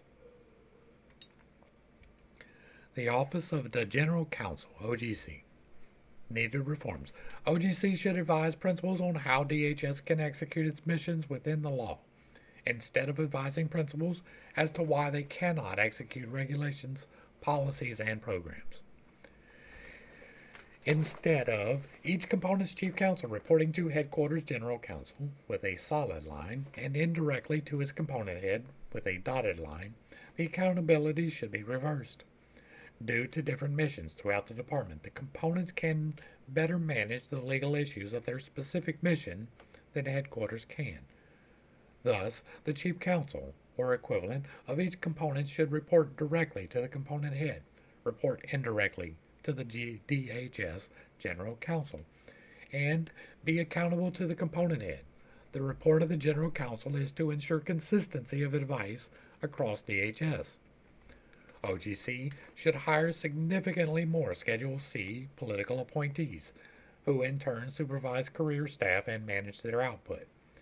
DHS's mission is politically charged, and the legal function cannot be allowed to thwart the administration's agenda by providing stilted or erroneous legal positions and decision making. OGC should serve as the center of the response to the legal challenges facing the department to ensure a streamlined, consistent response to a litany of issues facing the department. It is important to ensure consistency across all potential legal positions taken by the department, including those arising in litigation. Congressional oversight and inquiries received from the Inspector General, U.S. Government Accountability Office, GAO, and Congressional Research Service as pursuant to the Freedom of Information Act. OCG should invest in e-discovery software and contract with a vendor to manage the department's e-discovery. This would be beneficial both in litigation and in responding to congressional oversight. Removing delays in e-discovery processing would also reduce the issuance of subpoenas to the department and the generation of negative press for the administration that comes from delayed responses. The old practice of relying on executive secretary tasking to pull documents for congressional requests do not work. It is slow. The metrics for what documents are gathered and how are unclear, and the components do not gather responsive material in an efficient manner. Document gathering should come from the Office of the Chief Information Officer, or a relevant technological element within the department that can pull responsive communication quickly. Office of Legislative Affairs, Office of Public Affairs, and Office of Partnership and Engagement. DHS's external communications functions should be consolidated and reformed so that the President's agenda can be implemented more effectively. The Office of Partnership and Engagement should be merged into the Office of Public Affairs. In many cabinet agencies, Outreach to companies and partner organizations is similarly performed by the Office of Public Affairs. This would also accomplish a needed DHS organizational and management reform to decrease the number of direct reports to the Secretary. Both public and legislative affairs staff in the components should report directly to their respective headquarters equivalent. This would help to avoid failure by the department to speak with one voice. It would also allow the component staff to perform more efficiently, overseen by expert managers and their trade. This would also allow DHS to respond to crises effectively by shifting staff as needed to the most pressing issues and better use underutilized staff as less active components. Only political appointees in OLA should interact directly with congressional staff on all inquiries, including budget and appropriation matters. To prevent congressional staff from answer shopping among HQ, OLA, the DHS, OCFO, and components. DHS Legislative Affairs appropriation staff should be moved from MGMT OCFO into OLA. Regarding components budget appropriations, staff should move from component budget offices into component legislative affair offices. Because dozens of congressional committees and subcommittees either have or claim to have jurisdiction over some DHS function. DHS staff from the Secretary on down spend so much time responding to congressional hearing and briefing requests, letters, and questions for the record that they are left with little time to do their assigned job of protecting the homeland. The next president should reach an agreement with congressional leadership to limit committee jurisdiction to one authorizing committee and one appropriations committee in each chamber. If congressional leadership will not limit their committee's jurisdiction over DHS, DHS should identify one authorizing and appropriations committee in each chamber and answer only to it. To focus more precisely on DHS mission, OLA staff should also identify outdated and needless congressional reporting requirements and notify Congress that DHS will cease reporting on such matters. For other congressional reports, OLA should implement a sunset date so that Congress must regularly demonstrate the need for specific data. In both OPA and OLA, a change in mission and culture is needed.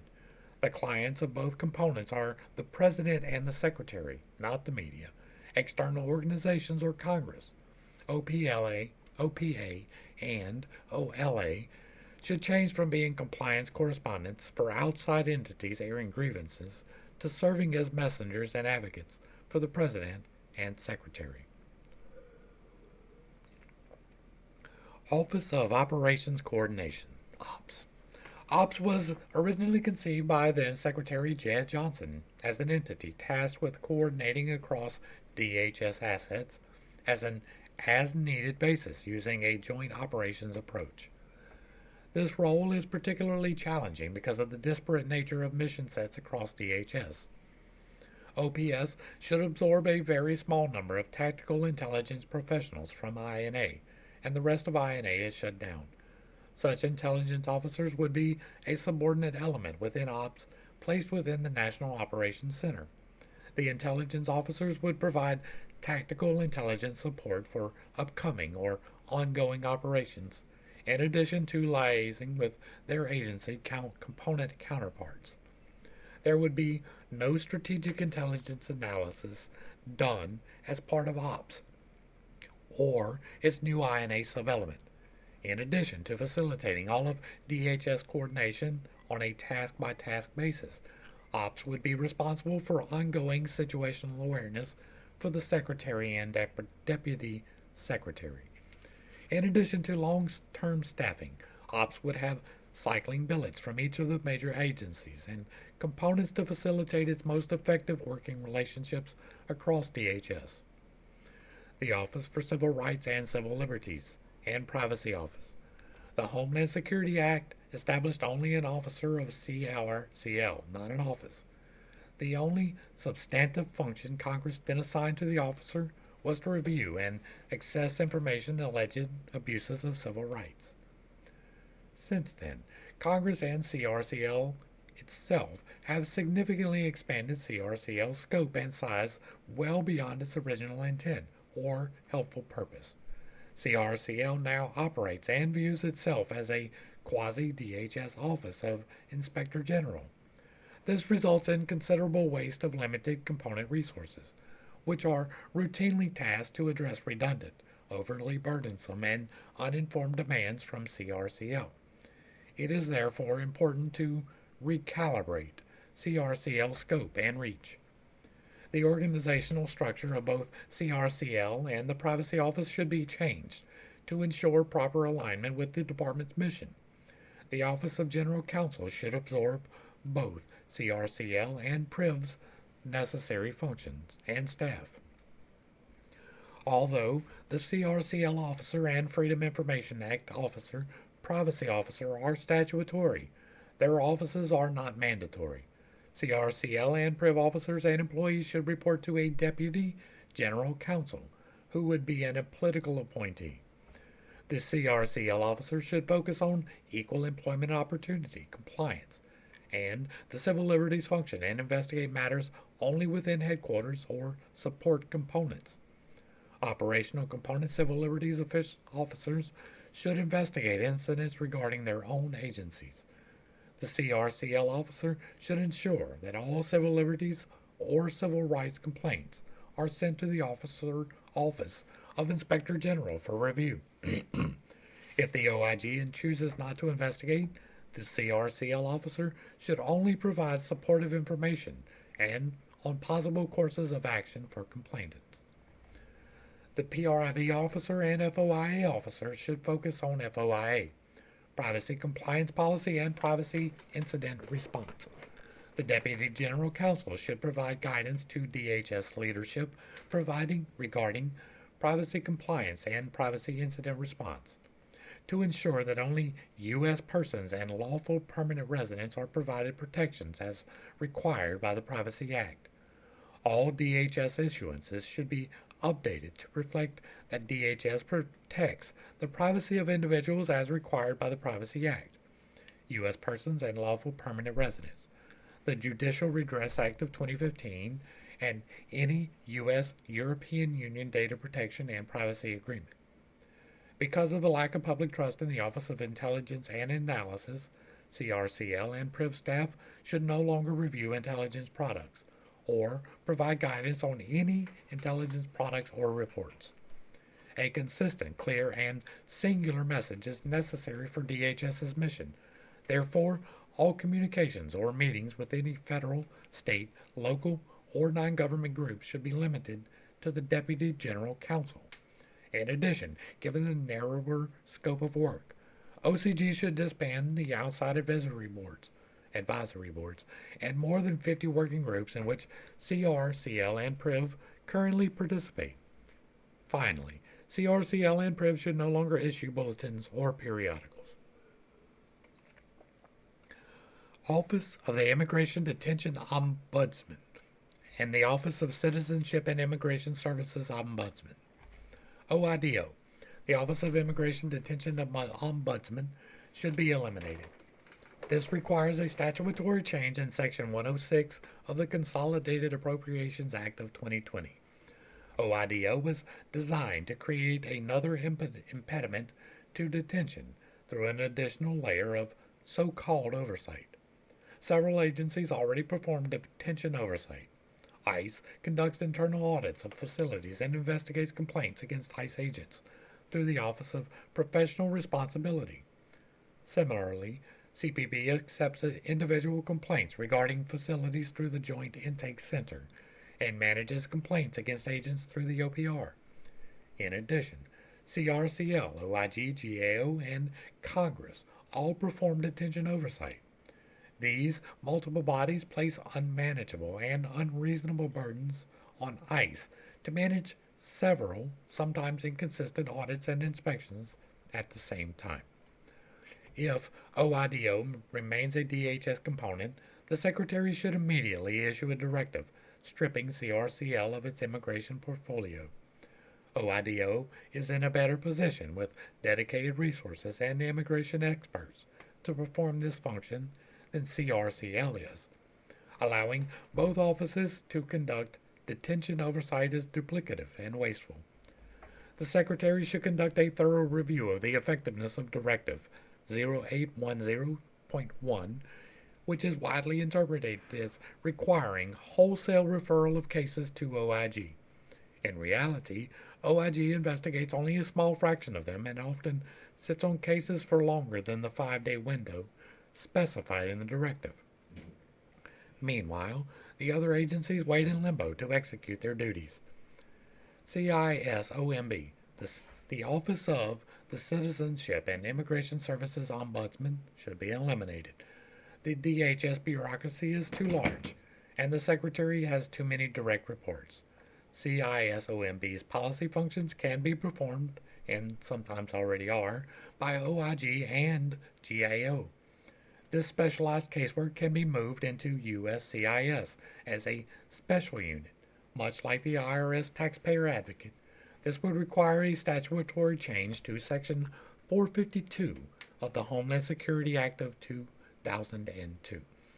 If CISOMB continues as a DHS component, a policy should be issued that prohibits CISOMB from assisting illegal aliens to obtain benefits. Currently, approximately 15 to 20% of CISOMB's workload consists of helping DACA applicants obtain and renew benefits, including work authorization. This is not the role of an ombudsman. In addition, the government should be a neutral adjudicator, not an advocate for illegal aliens. Agency relationships. It is critical to achieve the President's policy objectives that all agencies and departments touching immigration policy work in sync with one another. While there are numerous areas in which cooperation is critical, immigration has proven to be the most difficult. Accordingly, several objectives will be necessary for each of the following departments. Department of Health and Human Services. Agree to move the Office of Refugee Resettlement to DHS, or, alternatively, implement an aggressive and regular effort by the Secretary of HHS to ensure that ORR is fully pursuing presidential objectives in support of DHS. Department of Defense. Assist in aggressively building the border wall system on America's southern border. Additionally, explicitly acknowledge and adjust personnel and priorities to participate actively in the defense of America's borders, including using military personnel and hardware to prevent illegal crossings between ports of entry and channel all cross-border traffic to legal ports of entry. Department of Justice.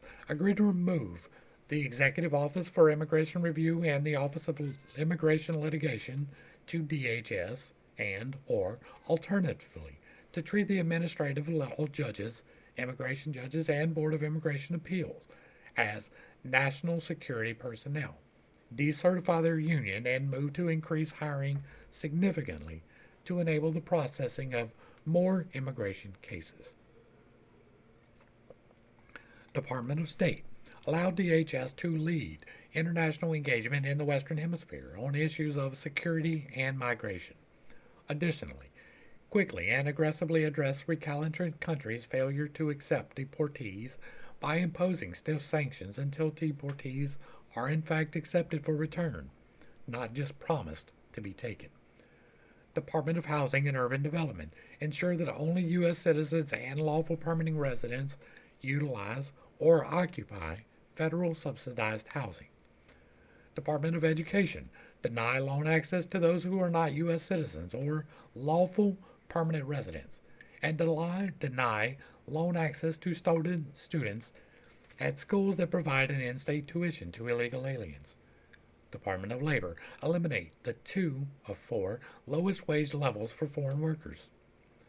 Department of Treasury. Implement all necessary regulations both to equalize taxes between American citizens and working visa holders and to provide DHS with all tax information of illegal aliens as expeditiously as possible. intelligence community cooperate in the shrinking or elimination of the I and A role in the IC while replacing it with CBP and HSI representation to the IC. And so ends this section. This was a long one. This is the longest I have been able to speak. It hasn't been entirely pleasant, but this is vocal therapy for me in large part, right? We are energetically investing ourselves into the things that we believe are good, and I'm doing vocal therapy as we go along, and I am quite happy with the fact that we are 2 hours in and I was able to talk the whole time without breaks. That is an amazing testament to God. But I don't have a whole lot to add to the last of this, right? This whole part that I just continuously did, I don't have a whole lot to add to. I don't have enough understanding to be functionally able to add anything to it, so I'm not going to bother. Hopefully, I brought a little bit of enlightenment and not too much confusion to a complicated set of topics. Some of this I had the ability to speak on, some of it I don't. I try not to speak on things that I am illiterate in. It's just one of my peccadillos. If you like what I'm doing here, let me know down below. Hit me with a like, share, and a sub. Throw me a comment. Let me know you appreciate what's going on. If you really like it, hit me with the super thanks. It will be greatly appreciated. To the crew, thanks for hanging out. I appreciate every single minute that you are here with me, and I am praying for you every single day. Until next time, I love you. God loves you. You are perfect, whole and complete just the way that you are. And this has been Pitt State. Peace.